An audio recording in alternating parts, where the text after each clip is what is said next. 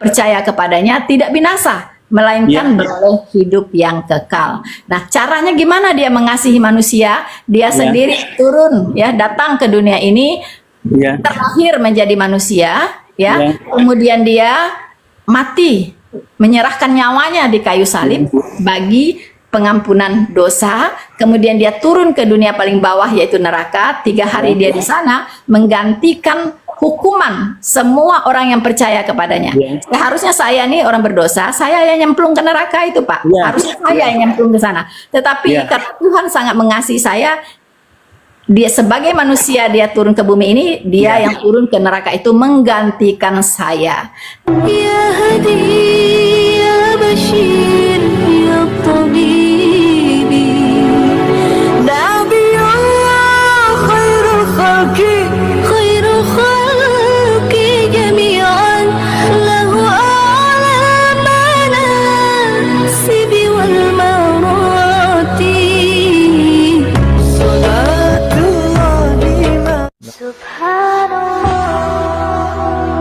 Bismillahirrahmanirrahim. Assalamualaikum warahmatullahi wabarakatuh. Kamu semuanya dirahmati Allah. Semoga Allah senantiasa curahkan segala rahmat, segala nikmat yang berkepanjangan dan tiada kambuh ujung dari dunia hingga akhirat, insyaallah.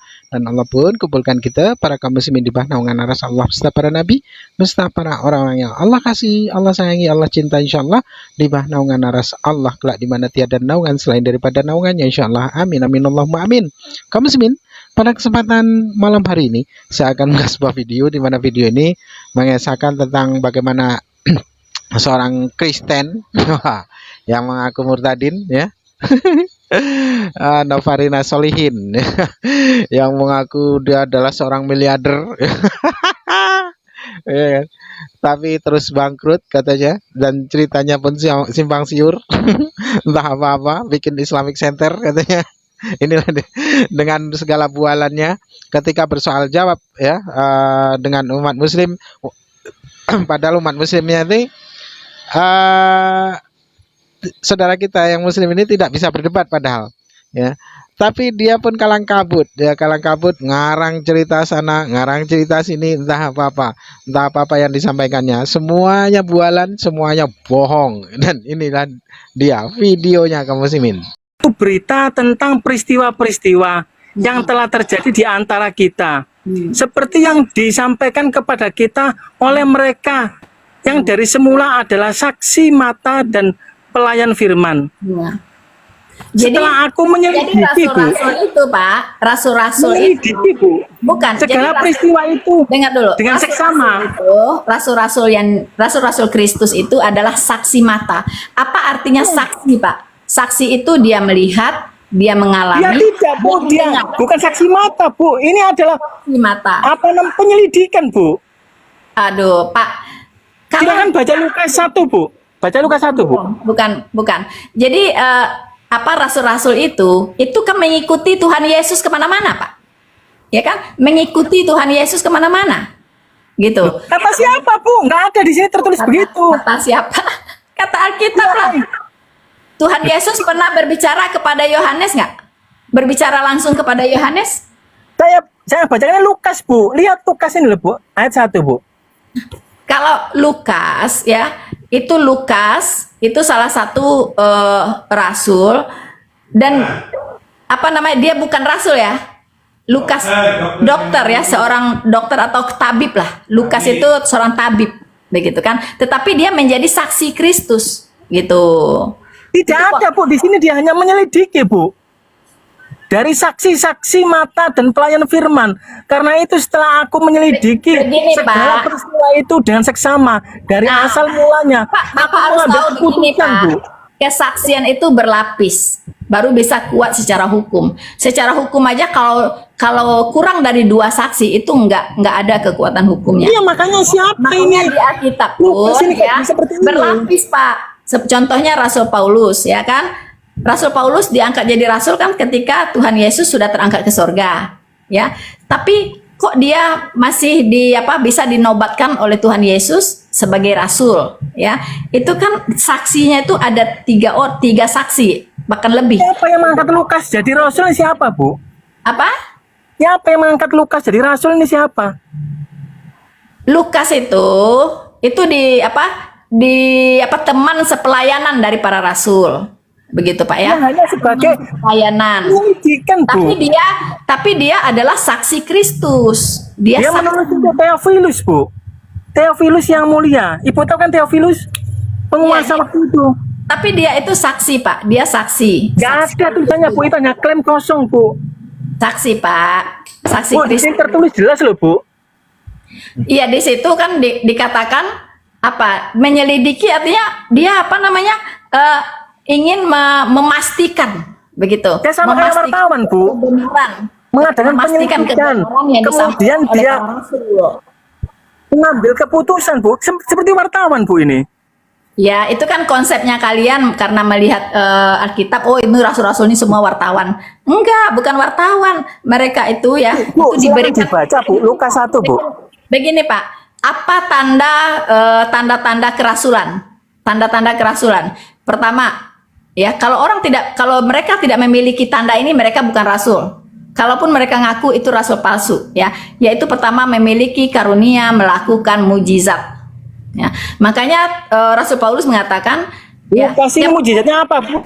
membuktikan aku adalah seorang rasul, ya kan, sudah dinyatakan di tengah-tengah kamu, yaitu apa? Yaitu melakukan banyak mujizat, ya punya kuasa melakukan mujizat. Itulah rasul-rasul Kristus semua punya kuasa melakukan mujizat, Pak. Nah, kalau ada mengaku rasul tidak punya kuasa melakukan mujizat, itu boleh dipertanyakan. Lukas ini mujizatnya apa, Bu? Lukas ini. Lukas, ya nanti harus dibaca lagi, gitu. Nanti saya baca lagi. Ada di sini, Bu. Dia hanya wartawan, Bu. Dia hanya melakukan penyelidikan dan akhirnya membuat keputusan, Bu. Begini, Pak, ya. Jadi memang kalau di Alkitab, ya kan, itu kebenaran itu harus dibuktikan ya, harus didukung oleh banyak fakta-fakta yang lain gitu kan. Nah, Lukas itu salah satu orang yang yang membenarkan melalui apa yang dia selidiki, yang dia kaji itu adalah benar gitu. Apa yang disampaikan oleh para rasul. Begitu Pak. Memang kalau mungkin di imannya Bapak agak beda ya kan. Saksi-saksi itu harus ada saksi. Klaim-klaim ini itu, tapi kalau nggak ada saksi ya karena dia yang ngomong diaminkan saja kan gitu. Kalau di Alkitab tidak bisa. Tuhan selalu. Ini di Alkitab seperti itu, Bu. Cuma penyelidikan dan mengambil keputusan. Nggak ada benang merahnya, sanadnya siapa, nggak ada. Oh, Pak. Siapa Lukas pun nggak diketahui, Bu. Lukas itu juga melayani bersama-sama dengan rasul-rasul yang lain. Iya kan? Dia punya hak, punya kewajiban, ya, juga sama seperti rasul-rasul yang lain, gitu. Jadi nggak dibedakan, makanya tulisan Lukas ini dicatat di dalam Alkitab, begitu. Ya, Pak Ahmad ya. Di sini tertulis, Bu. Lukas 1 sampean baca, Bu. Jelas di situ, Bu. Iya, itu maksudnya dia melakukan ingin memastikan gitu. Memastikan bahwa apa yang disampaikan oleh para rasul itu benar gitu loh. Jadi jangan Bapak anggap dia wartawan mengadakan survei gitu kan, bukan seperti itu maksudnya. Artinya berarti ini benar, bukan firman dari Tuhan. Dia hanya melakukan penyelidikan. Pak, semua tulisan yang diilhamkan oleh Allah ya, itu adalah firman Tuhan. Tulisan Lukas pun itu juga difirmankan oleh Tuhan. Mengapa Lukas menulis seperti itu? Karena Tuhan mau dia menulis seperti itu gitu. Semua tulisan orang telah berusaha menyusun suatu berita. Ya. Nah, dalam menyusun yang telah terjadi di antara kita. Nah, dalam menyusun disampaikan kepada kita oleh mereka yang dari semula adalah saksi mata dari pelayan firman. Iya, betul. Karena itu setelah aku menyelidiki segala peristiwa itu dengan seksama dari awal mulanya, aku mengambil keputusan. Berarti ini bukan firman, ini hasil penyelidikan, Bu. Pak, dalam menuliskan itu Lukas itu juga diilhami oleh Roh Kudus. Begitu. Ya makanya saya bilang setiap orang bisa mengklaim punya Roh Kudus, Bu. Apa, Pak? Makanya saya bilang setiap orang bisa mengklaim punya Roh Kudus. Nggak bisa gini, kalau mengklaim saya bilang boleh-boleh saja, tapi ada nggak buah-buah dari Roh Kudus itu di dalam diri? Setiap orang akan mengaku punya buah-buah. Misalnya gini, dia mengaku punya Roh Kudus tapi dia bunuh orang. Saya pastikan yang di dalam dia bukan Roh Kudus tapi roh iblis. begitu. Nah, makanya itu setiap orang nih bisa mengklaim. Nih, Kan saya contoh, bilang, Bu. ya, lihat dari buahnya, gitu Pak. Terus dia percaya Yesus tidak? Itu dulu yang pertama. Dia percaya Yesus tidak? Terus yang kedua, dia sudah bertobat sungguh-sungguh belum? Menerima Yesus Kristus sebagai Tuhan dan Juru Selamatnya. Yang kedua. Yang ketiga, baru dilihat dari buahnya. Kalau dia mengaku-ngaku punya Roh Kudus, dia bukan Kristen. Bu, Dia mohon tidak maaf, Bu. bertobat terima Yesus. Mohon maaf, kalimat Ibu tadi menerima Yesus Kalau sebagai dia bukan Juru Roh Selamat Kudus, itu Pak. bagaimana, Bu? Bukan Roh Kudus itu. Ya, Bu, karena Roh mohon maaf, Kudus Bu. itu, sebentar Pak, saya belum selesai. Karena Roh Kudus itu hanya dimateraikan di dalam hati semua orang yang percaya kepada Tuhan Yesus. Kalau dia mengaku-ngaku punya Roh Kudus, dia nggak percaya sama Tuhan Yesus, saya pastikan itu roh iblis. Begitu ya. Ya nggak apa-apa, Bu. Kak, yang ingin saya tanyakan gini, Bu. Ibu tadi apa namanya? Setiap orang yang percaya kepada Yesus Yes. menyelamatkan itu bagaimana, Bu? Selamat apa? Maksudnya ulangin Pak. Tolong diulangin Pak. Setiap orang yang percaya kepada Yesus, dialah yang menyelamatkan itu bagaimana? Tadi bukan bicara begitu. Setiap orang yang percaya kepada Yesus, dialah yang menyelamatkan.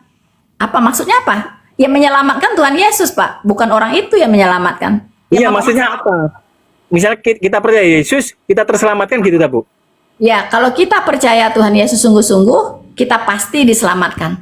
Maksudnya Diselamatkan, gimana? ya, maksudnya gimana itu, gitu loh, Nah, Bu? itu maksudnya ya. Maksudnya gimana? Gini, Pak. Bapak pernah mendengar kata Injil ya, Pak ya? Ya kan? Injil Kristus. Ya, itu artinya Injil tentang Kristus atau tentang Ibu, Yesus. aslinya itu nggak ada Injil, Bu, di Bible.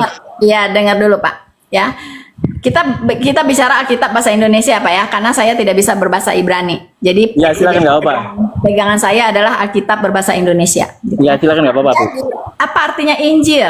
Injil itu artinya kabar baik, good news, ya kan? Kabar baik tentang apa? Kabar baik tentang Yesus Kristus, ya. Ya. Tentang Terus? apa? Tentang Yesusnya, tentang apanya gitu? Yaitu tentang bahwa Dia adalah Firman Allah yang sudah berinkarnasi menjadi manusia. Untuk apa Dia menjadi manusia? Yaitu untuk menyelamatkan umat manusia dari penghukuman dosa. Hukuman dosa apa itu? Dosa ya itu upah dosa adalah maut. Itu sudah digariskan kitab ya. Upah dosa adalah maut. Artinya semua orang yang berdosa ini harus kudu wajib nyemplung ke neraka itu. Tidak ada orang berdosa ya bisa masuk ke surga karena surga itu adalah tempat yang maha kudus, maha suci. Artinya gimana, Bu? Dengan setetes dosa pun cukup untuk orang itu masuk ke neraka. Begitu Ya, Pak. terus artinya gimana? Jadi, Allah itu tidak mau semua umat manusia ini binasa. Makanya dikatakan begitu besar kasih Allah akan dunia ini sehingga Dia mengaruniakan anaknya yang tunggal sehingga setiap orang yang percaya kepadanya tidak binasa melainkan beroleh hidup yang kekal. Nah, caranya gimana Dia mengasihi manusia? Dia sendiri turun ya, datang ke dunia ini, terlahir menjadi manusia, ya. Kemudian Dia mati, menyerahkan nyawanya di kayu salib bagi pengampunan dosa. Kemudian Dia turun ke dunia paling bawah yaitu neraka. 3 hari Dia di sana menggantikan hukuman semua orang yang percaya kepadanya. Seharusnya saya nih orang berdosa, saya yang nyemplung ke neraka itu Pak. Harusnya saya yang nyemplung ke sana. Tetapi karena Tuhan sangat mengasihi saya, Dia sebagai manusia Dia turun ke bumi ini, Dia yang turun ke neraka itu menggantikan saya. Karena ketika Dia sudah menggantikan saya, maka ketika saya nanti mati, saya tidak perlu lagi masuk ke neraka itu karena Dia sudah menggantikan saya dihukum. Begitu Itu konsep pagan itu, Bu. Konsep pagan seperti itu. Bagaimana konsep pagan, Pak? Konsep pagan adalah menumbalkan manusia sebagai penebus dosa, Bu. Menumbalkan ya. Kalau menumbalkan berarti yang ditumbalkan itu tidak menginginkan. Benar nggak Pak? Iya. Misalnya, Emang Yesus menginginkan. Silakan dibaca kitab. Ini itu jelas ya. Ini lama bahkan kenapa Bapak menumbalkan anak Bapak misalnya untuk penyembahan berhala ya, untuk dibakar anak-anak kecil, Bapak punya anak kecil, Bapak serahkan ke berhala dan dibakar hidup-hidup. Itu namanya Bapak tumbalkan anak Bapak. Tetapi Yesus Kristus itu tidak ditumbalkan Pak, karena itu adalah rancangannya sendiri, kehendaknya sendiri, keinginannya sendiri. Ya, Yesus tidak mau, Bu. Di Alkitab tidak mau Dia. Siapa bilang? Ada ayatnya yang mengatakan dia tidak mau? Dia berdoa semalam-malaman. Iya. Eli Eli lama sabahtani, Bu. Begini Pak, ya. Tuhanku Allahku, Yesus kenapa engkau Kristus- meninggalkan aku? Begini loh, ya. Mengapa Yesus Kristus berdoa bahkan keringatnya keluar sebagai butir-butir sampai seperti Iya, butir-butir dia darah. ketakutan itu, Bu. Dia nggak mau, Bu. Dia ketakutan. Itu membuktikan bahwa dia benar-benar sudah jadi manusia, Pak. Ya, itulah sifat-sifat kemanusiaannya. Tetapi Iya, makanya pasti pakai Tuhan begitu, Yesus Bu. mengatakan Ini bahasa orang, Bu. kalau memungkinkan biarlah cawan ini berlalu daripadaku, ya. Tetapi Tuhan Yesus berkata, kehendakmulah yang jadi, ya kan? Iya, benar itu, Bu. Jadi tetap kehendak Bapa yang jadi, begitu. Karena dia sudah tertangkap, nggak bisa apa-apa, Bu. Tunggu Pak, ya. Mengapa Tuhan Yesus ketika belum waktunya dia disalibkan, dia selalu kabur, pergi, menghilang ketika orang mau menangkap Iya, dia? bahkan Yesus pun menyuruh muridnya untuk menjual. Bapak tahu kenapa? bukannya Bapak tahu kenapa? dibelikan pedang, Karena Bu. Tuhan Yesus mengatakan waktuku belum tiba. Ya, jadi ketika waktunya sudah tiba, Yesus tidak melarikan diri lagi. Dia malah mengapa kalian datang ke sini bawa pentungan, bawa golok, contohnya begitulah, bawa senjata. Mengapa gitu? Ini saya Yesus gitu kan? Dia udah memasrahkan dirinya ketika memang waktu itu waktunya sudah tiba. Nah, ini saya jelaskan sedikit karena Yesus Kristus disalibkan itu, Pak, itu ada waktu khusus, tidak sembarangan waktu. Nah, waktu khusus ini adalah ketika bersamaan ketika bangsa Israel keluar dari Mesir di bawah pimpinan Musa. Begitu. Jadi ada benang merahnya ini, Pak, ya. Ketika bangsa Mesir keluar dari ketika bangsa Israel keluar dari Mesir, dari perbudakan di Mesir yang dipimpin oleh Musa, itu Musa membebaskan mereka dari perbudakan Mesir. Nah, Iya, paham saya, Bu. Cuma gini loh, Bu. nah, benang Ini merahnya Yesus apa ini. dengan Yesus, Pak? Benang merahnya adalah waktunya bertepatan tanggal 14 Nisan.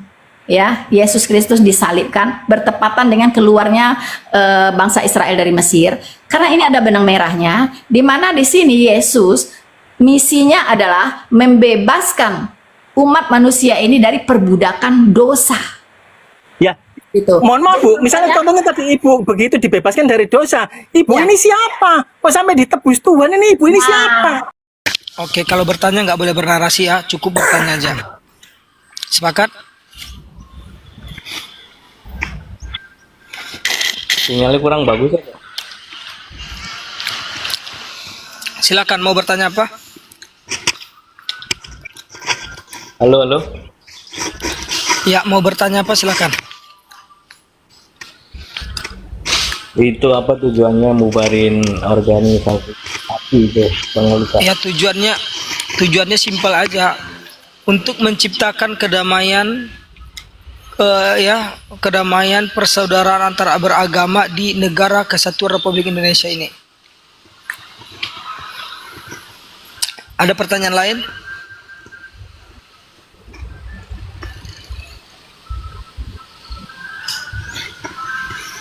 Silakan, ada pertanyaan lain?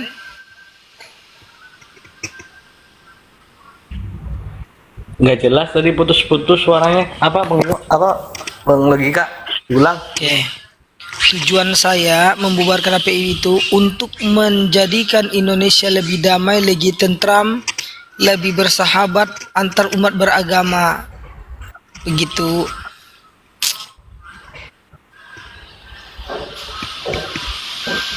Ya, silakan. Ada pertanyaan lain? Lebih damai. Maksudnya damai gimana? Ya lebih damai dong. Karena API ini kan datang, Terus yang Kita nggak ngejek berdebat. Islam itu bagaimana itu? Apa? kita nggak berdebat. Anda bertanya, saya menjawab. Tahu kan cara mainnya dari awal? Kayak Ya, Anda kayak bertanya, saya kiamat, menjawab. kayak itu itu gimana itu? Tunggu Siapa dulu, yang saya mau jawab membela satu-satu Islam dulu. kalau kamu kamu orang Islam Bang, kan? Abang mau bertanya atau mau berdebat di Terus sini? siapa yang membela Islam?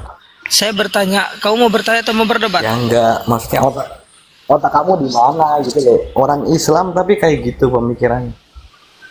Oke. Boleh saya minta satu aja ayat di dalam Al-Quran ataupun di dalam hadis yang menyuruh kita membela agama itu dengan cara menghujat. Silakan. Monggo Ya, silakan. terus kalau Islam dihujat itu di TikTok, Saya di bertanya. agama-agama Kristen kamu diem. Saya bertanya, apakah ada Kamu dalam diem. Al-Quran ataupun Enggak, kamu hadis? diem. Kalau kamu berdebat, mohon maaf, kamu tadi janji bertanya doang. Masa nggak bisa nepati janji? Mana sih Islam apaan lu? Islam Enggak, itu kamu kalau harus bisa nepatin agama Islam janji. dihina kamu diem. Yang bilang gua diam siapa? Kamu diem kalau agama Islam dihina. Kamu diem. Oke lah, maaf ya dek ya, aku nggak mau berdebat dengan orang nggak punya kapasitas seperti anda. Jangan on lidah. Pengikut Juma ini kok kayak gitu banget sih.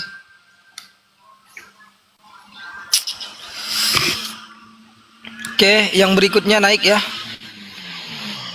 Tahu diri lah kalau naik itu. Di sini bukan room debat. Di sini room tanya jawab.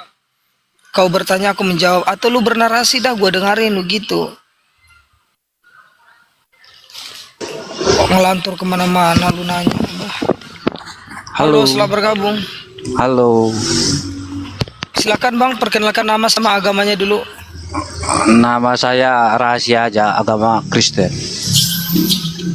Oh, namanya rahasia, agamanya Kristen. Ya silakan bang. Mau bertanya atau mau bernarasi? Saya bernarasi aja ya. Oke, kuncinya kalau abang bernarasi tidak boleh bertanya bang ya, hanya cukup bernarasi. Silakan. 2 menit ya, 2 menit. Dikit kali. Enggak, gini aja lah. 3 menit. Kalau menurut saya ya, kalau 3 menit bang ya, karena kita tamu masih banyak. Silakan bang.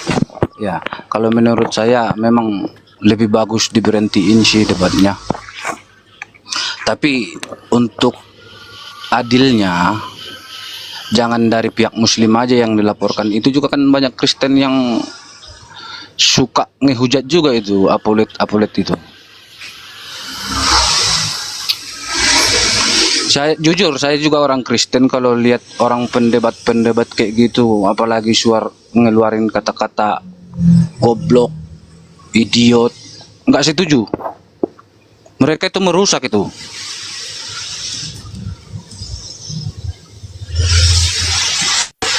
Ini peringatan buat orang Kristen ya. Aku juga orang Kristen. Demi Tuhan juga orang Kristen. Demi Tuhan saya orang Kristen. Kalau saya berbohong bisa, saya berani tabrak mobil atau gimana kayak gitu. Kalau masuk ke kanal-kanal Islam itu mulut dijaga lah, tangan itu dijaga. Nggak usah ngetik-ngetik Islam inilah, Islam itulah, ya kan? Tunjukin kalau kita punya moral gitu kan. Kalau kita ngebalasnya ya sama aja kita sama mereka. Begitu aja bang.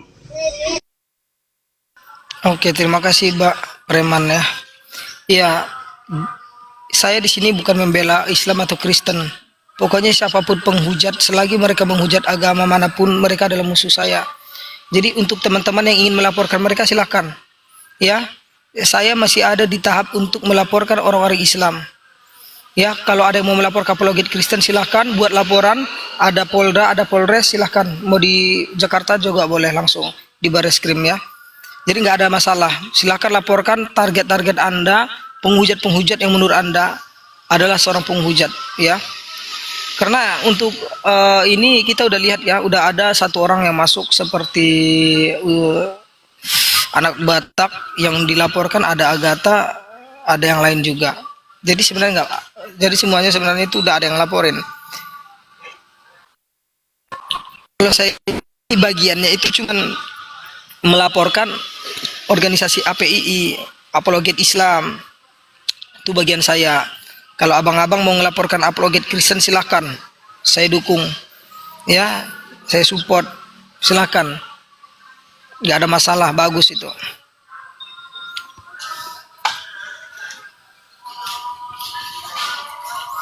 Oke, ini kita naikkan lagi yang lain.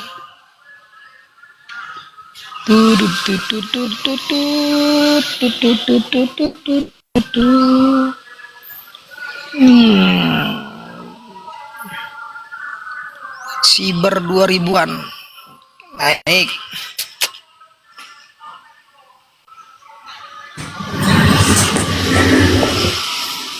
Halo, selamat bergabung. Oh, Assalamualaikum bang. Assalamualaikum warahmatullahi wabarakatuh. Dari Muslim ya bang ya? Alhamdulillah dari Muslim bang. Ya silakan bang. Abang mau bertanya atau bernarasi aja bang? Bertanya aja bang. Ya sudah tahu cara mainnya bang ya. Kalau bertanya nggak boleh bernarasi, mutlak bertanya aja. Nggak ada kita bantah-bantahan, nggak ada debat-debatan. Kalau mau bertanya sampai akhir boleh. Tapi kalau mau bernarasi nggak boleh bertanya, tinggal pilih. Berarti abang milih bertanya, betul? Bertanya aja bang. Nggak suka debat aku bang. Yes. Silakan yang mau ditanyakan bang. Oh, dilihat ya sering di VT atau live gitu ya. Apologet ini kan ada baik dan ada yang enggak gitu kan, ya kan bang? Kalau saya bilang nggak ada yang baiknya, buruk semua. Kalau dilihat dari segi apanya ya bang, baik atau buruknya tentu masing-masing tentu ada pendirian seseorang kan bang yang menilai kan. Kalau abang menurut abang nggak ada yang baiknya ya itu pendirian abang sendiri kan. Tapi dari kondisi sekarang ya semakin hari semakin dilihat. Bang Siber, abang Ya. mau bertanya atau bernarasi? Kalau bertanya itu cukup 3 kalimat atau 5 kalimat paling banyak bang. Oke bang. Itu namanya abang bernarasi. Ya, coba langsung poin ke pertanyaannya aja bang. Apa pertanyaan abang di sini? Pertanyaannya kapan itu penghujat itu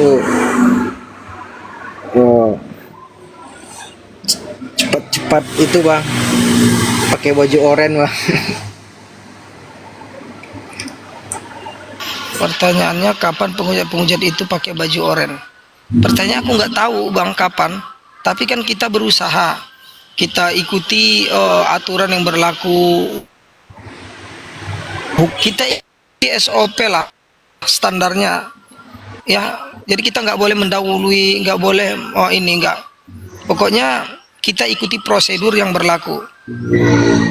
Dari sejak kita melaporkan sampai kepada pencarian bukti-bukti dan mungkin nanti sampai di sidang, semua kita ikut prosedur. Gitu bang. Jadi kalau dikatakan kapan pakai baju oranye aku nggak tahu. Oke bang, itu aja bang. Tapi Ya oke, terima salah kasih bang. salah satunya itu ya abang botak itu ya, bang siapa? Yang itu yang dari Sumatera Utara itu. Si Paruk. Oh itu ya. Iya Oke, si Bang. botak itu kan. Iya. Itu bakalan kena itu. Itu dekat itu di situ ya. Oke siap bang ya Siber ya. Saya ganti teman dulu nih. Oke bang. Makasih udah mau naik bang. Waalaikumsalam warahmatullahi wabarakatuh. Iya itu si Paruk bakal masuk gitu teman. Itu tahu terus dekat itu. Tuh.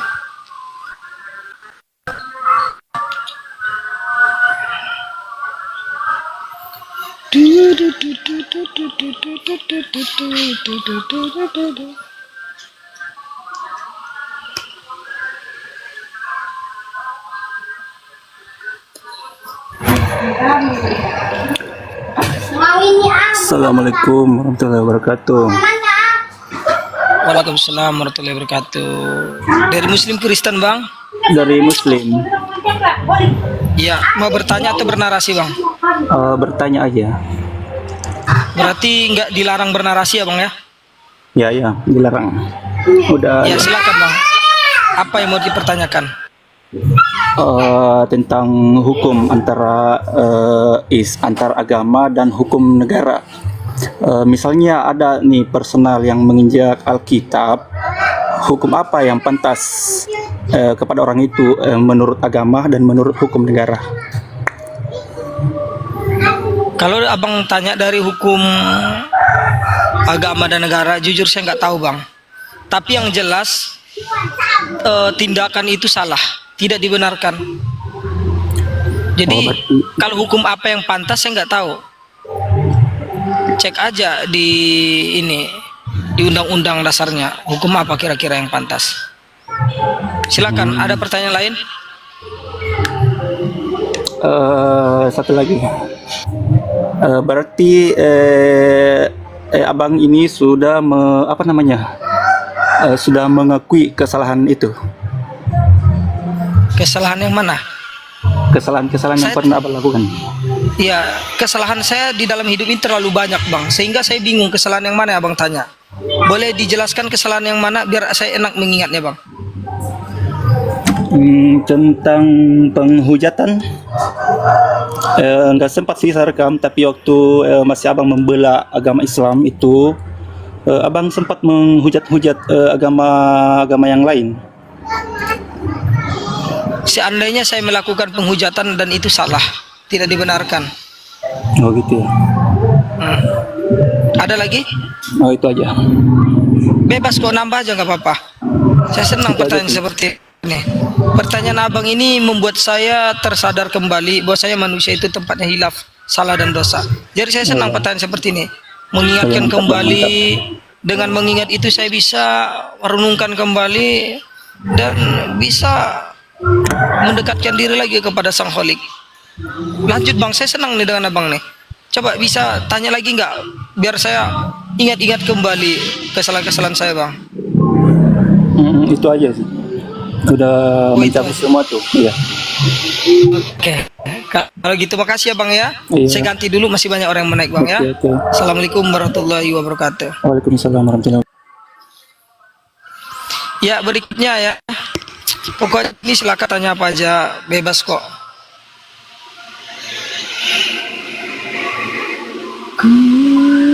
Nasyaitonirrajim.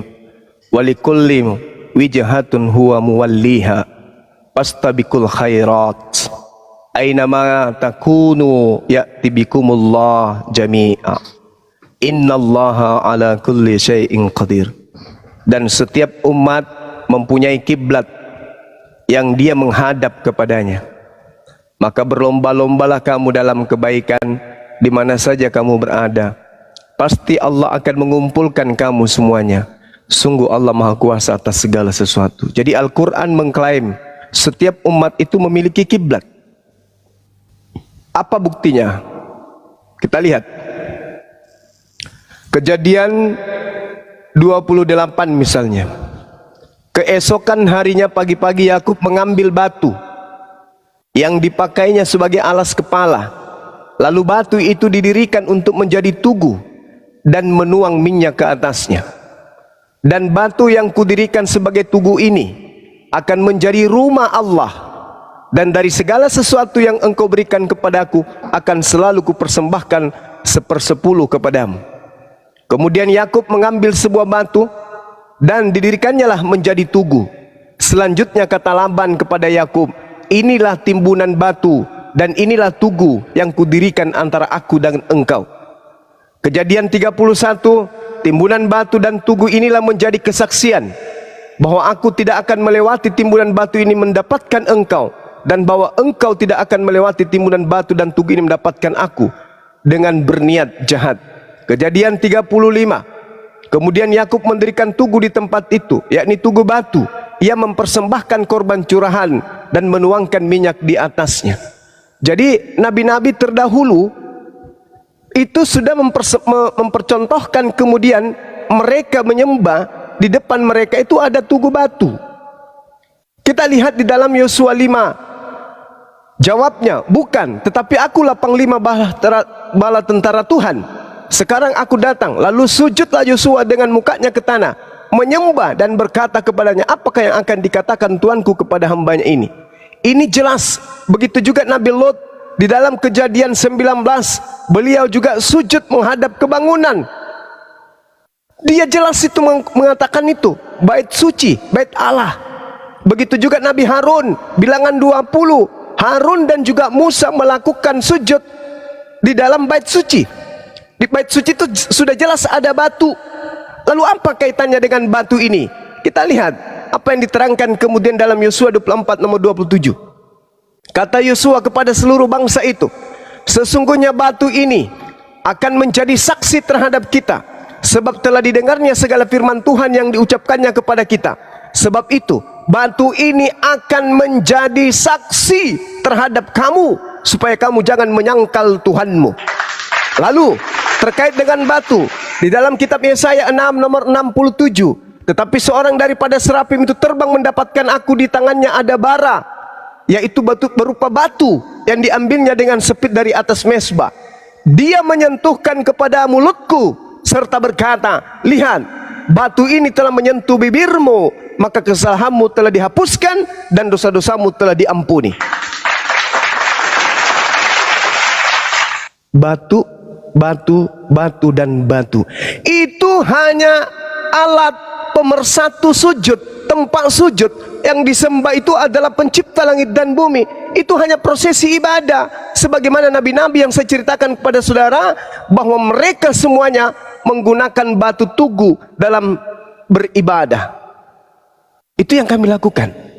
Ada Ka'bah bagi kami umat Islam, ada tembok ratapan bagi saudara-saudara Yahudi. Kristen, mari kita lihat di dalam Imamat 17 nomor 11, karena nyawa makhluk ada di dalam darahnya, dan aku telah memberikan darah itu kepadamu di atas mezbah untuk mengadakan pendamaian bagi nyawamu, karena darah mengadakan pendamaian dengan perantaraan nyawa.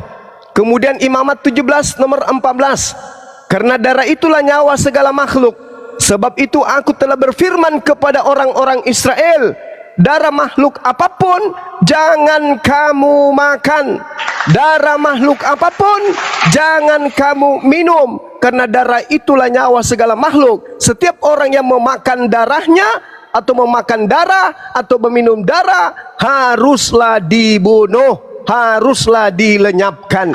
Sedangkan di dalam pengajaran Markus, murid Paulus, di situ dia berkata, inilah darahku, darah perjanjian yang ditumpahkan bagi banyak orang. Minumlah darahku, makanlah dagingku. Ini ajaran siapa? Makan daging, minum darah, ini ajaran siapa? Sementara ajaran Nabi Musa, darah itu nyawa segala makhluk. Sebab itu aku Tuhan berfirman kepada orang Israel, darah makhluk apapun jangan kamu makan. Darah makhluk apapun jangan kamu makan. Sedangkan Yesus itu adalah makhluk. 1 Korintus 15 nomor 48. Yesus adalah makhluk. Berarti darahnya Yesus jangan kalian minum, jangan kalian makan. Nah, kami diperintahkan sujud beribadah kepada pencipta langit dan bumi. Orang Yahudi dilarang minum darah, kalian minum darah. Darah Tuhan lagi. Ya, saya kira begitu saudara Dr. Jackie. Mudah-mudahan Anda bisa tercerahkan. Demikian.